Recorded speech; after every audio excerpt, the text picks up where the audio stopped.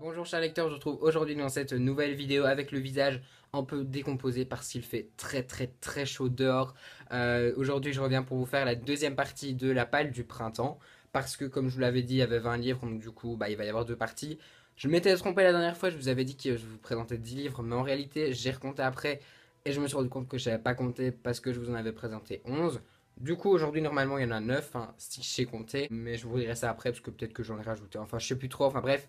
Il y en a une certaine quantité et je vais vous les présenter tout de suite. Pour ceux qui n'auraient pas vu la première vidéo, je vous la mets dans la barre d'infos, mais c'est les livres que je compte lire en fait pendant les 3 mois d'été. Donc moi j'appelle les 3 mois d'été de début juin jusqu'à fin août, enfin fin août, début septembre. Et donc je vais vous les présenter maintenant. Cet été je compte bien évidemment avancer dans la saga Autre Monde en lisant le tome 4, Entropia de Maxime Chatham publié chez le livre de poche. Comme vous le savez, j'ai eu un énorme coup de cœur pour le tome 1, 2 et 3. Logique que je m'attaque au tome 3 pendant ces vacances-ci, vous savez bien, je vous l'ai dit. J'aimerais bien espacer au maximum mes lectures de cette saga, histoire de faire durer le plaisir. Là, il m'en reste 3 dans ma palle, puisque j'ai jusqu'au tome 6 en version poche. Je ne sais pas si le tome 7 est déjà sorti, je ne crois pas. Mais en tout cas, j'essaie de me faire un tome pour l'instant tous les 3 mois.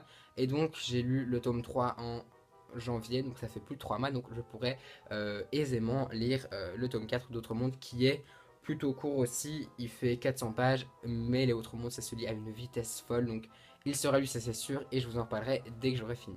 Je compte terminer un diptyque avec la fin du Feu Secret, la Cité Secrète de C.J. Doherty et Karina Rosenfeld, publié dans les collections R de chez Robert Laffont. Vous le savez, si vous étiez là depuis le tout début de ma chaîne, c'était le premier point lecture que je vous ai, et j'avais lu le tome 1 que j'avais adoré. Avec le temps, c'est vrai que peut-être mon avis sur le tome 1 est peut-être un peu redescendu, mais donc du coup j'espère justement que ce tome 2 va conforter mon coup de cœur du tome 1 et pourquoi pas être en coup de cœur lui aussi. J'avais acheté au moment de sa sortie, j'avais déjà lu une centaine de pages au moment de sa sortie, mais j'étais pas trop dans le mood, je lis La Cité Secrète.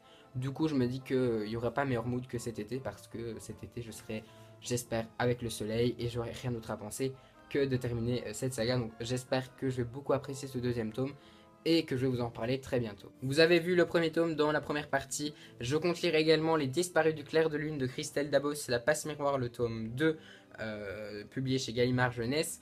Vous le savez, j'avais commencé à lire une centaine de pages de La passe miroir, le tome 1, j'ai enfin accroché et j'adore pour l'instant, donc je me suis dit que j'allais lire le tome 1 fin juin et donc que j'allais pas pouvoir m'empêcher de lire le tome 2. Surtout que le tome 3 vient de sortir, on le voit partout sur les réseaux sociaux, apparemment c'est le carton du mois de juin, enfin c'est le meilleur livre déjà pour certaines personnes alors qu'il est sorti que il y a quelques jours, donc je me réjouis de lire ce tome 2. En plus la couverture est jaune donc ça va parfaitement bien avec les températures estivales qui vont, je l'espère, régner cet été. Et voilà, je me dis que c'est une petite bricasse donc c'est le meilleur moment pour le lire, donc si je finis les fiancées d'hiver pas trop tard dans l'été, bah, je me lancerai déjà dans ce deuxième tome que j'ai déjà hâte de lire parce qu'en plus il est dédicacé, donc j'ai été voir Christelle Dabos à la foire du livre de Bruxelles. Et donc forcément quand vous avez un livre dédicacé, vous avez fortement envie de le lire. J'ai aussi envie enfin de sortir L'Alchimiste de Michael Scott, publié chez Pocket Jeunesse dans le format de poche. C'est un livre que j'ai depuis 4, 5, 3 ans, je sais plus trop, dans ma pile à lire. Je l'avais acheté pour partir en vacances en été. J'avais pas trop accroché, j'avais lu 15 pages, mais je sais pas pourquoi je m'étais arrêté en fait. Et c'est vrai que pour le coup, j'avais jamais repris jusqu'à maintenant. Mais cette année, je suis bien déterminé à le lire. Il est pas très long. Et pour le coup, le sujet m'intéresse plutôt bien. On va parler de potions magiques, de fantastique, etc. Donc j'ai vraiment trop envie de le lire. En plus, c'est une saga que beaucoup de gens aimaient, qui est très connue, enfin qui était très connue, puisqu'elle date quand même un peu cette saga-là. Donc j'ai vraiment envie de la reprendre et pourquoi pas la sortir enfin de ma palle cet été. Livre que j'ai là aussi depuis très longtemps dans ma bibliothèque, il s'agit des premiers tomes des Héros de l'Olympe de Rick Riordan, publié chez le livre de poche jeunesse, Le Héros perdu, le premier tome. Je suis un grand fan de la saga Percy Jackson que je lis depuis que je suis tout petit. C'était une sorte de tradition pour moi de lire un tome de Percy Jackson chaque été. Et j'ai fini la saga Percy Jackson il y a de ça 2 ans. Oui, je crois. Et ma mère a continué avec les Héros de l'Olympe. Elle en est déjà même à la troisième saga avec les dieux égyptiens que je vous ai présenté il y a pas trop longtemps. Et donc du coup, je me dis qu'il faudrait quand même que je commence parce que ça fait 2 ans que je n'avais plus lu. Et j'ai déjà les symptômes de la série dans ma palle. Donc j'aimerais vraiment bien avancer, surtout que j'avais adoré Percy Jackson. Et que j'adore la plume de Rick Riordan, que j'adore les personnages, que j'ai trop envie de retourner à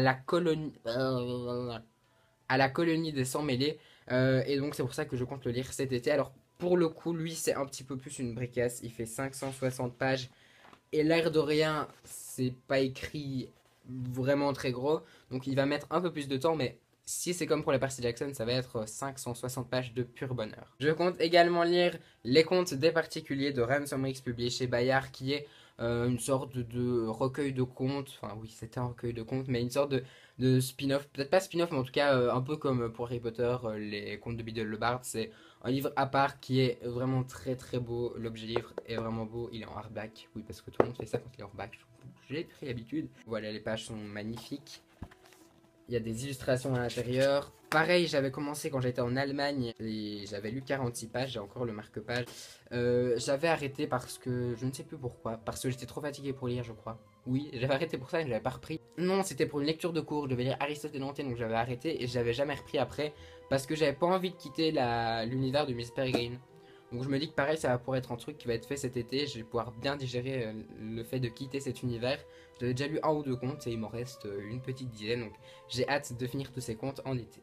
Il y a la passeuse dame de Marie Varey, publié chez Pocket Jeunesse. Celui-ci, ça fait quelques pales que je vous le présente. C'est un livre qu'on m'a beaucoup conseillé. Je l'avais déjà mis dans la palle du Cold Winter, je crois. J'en avais lu les 90 premières pages, donc j'avais mis mon marque-page, pareil, qui est toujours ici. Pour le coup, j'aimais beaucoup, mais j'avais dû arrêter soit pour une... Oui, j'avais dû arrêter pour une lecture de cours encore. C'était pour Pur, que j'avais d'ailleurs détesté. Je me rends compte que je n'en ai pas parlé en vidéo, mais en fait, ce livre, j'ai déjà revendu. Et j'aurais trop de choses à dire, donc je pense pas que je vais parler en vidéo.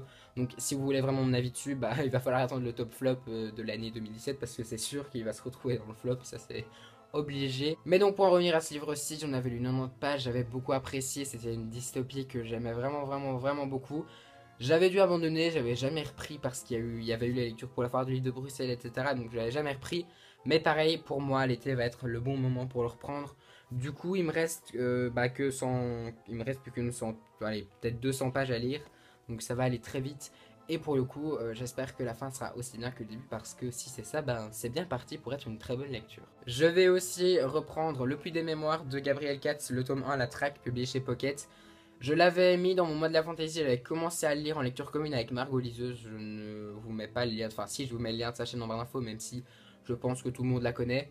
Voilà. On avait commencé à lire en lecture commune, j'en ai lu 100 pages, ouais, 108 pages.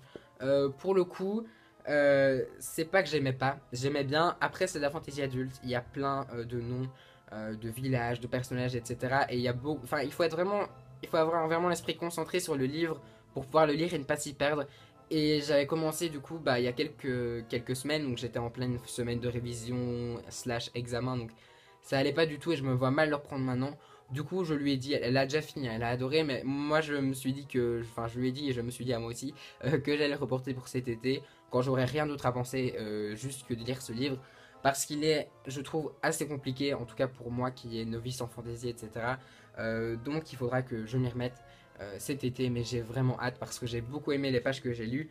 Et en plus, bah, il est dédicacé, donc moi, voilà quoi, j'ai trop envie de le lire, mais il attendra cet été. Et le dernier livre de cette deuxième partie, il s'agit de Forget Tomorrow de Pintip Dunn, publié chez Lumen. Là aussi, c'est un livre que j'avais déjà commencé, mais cette fois-ci, ça date un peu puisque je l'avais commencé à sa sortie en avril, pas de cette année, ni de l'année passée, mais de l'année d'encore avant, je crois. Je me souviens plus. Si, en avril de l'année passée en fait, mais j'ai l'impression que c'est fort loin. Mais bon, bah visiblement c'est en avril de l'année passée, donc voilà. J'avais commencé, j'aimais beaucoup les 100 premières pages que j'avais lues, mais je sentais la panne de lecture venir et je me suis dit, j'ai tellement aimé les 90 pages que j'allais pas prendre le risque de continuer ce livre en ayant une petite panne de lecture, parce que ça allait me gâcher ma lecture, donc je l'ai reposé. Et je ne l'ai jamais repris. Alors du coup, maintenant je suis bien déterminé à le reprendre. Surtout que le tome 2 est sorti, donc si jamais j'aime bien, je pourrais continuer en allant m'acheter le tome 2. Et là pour le coup, ça peut être une de mes premières lectures du mois de juin parce que il me tente beaucoup.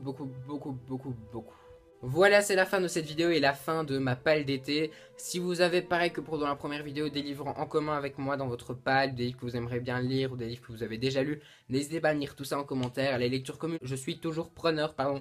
J'adore ça, surtout que là je serai en vacances, donc je pourrais faire que ça, donc ça va être juste génial. N'hésitez pas à mettre aussi dans les commentaires les livres que vous souhaitez lire cet été. Ça m'intéresse toujours et vous le savez. Si cette vidéo vous a plu, n'hésitez pas à la liker et à vous abonner à la chaîne pour suivre toutes les péripéties sur YouTube. Je vous souhaite d'excellentes lectures, de très bons examens et une très bonne chance pour ceux qui sont en révision et qui préparent des examens et qui vont bientôt les passer. Et je vous dis à très bientôt dans une prochaine vidéo.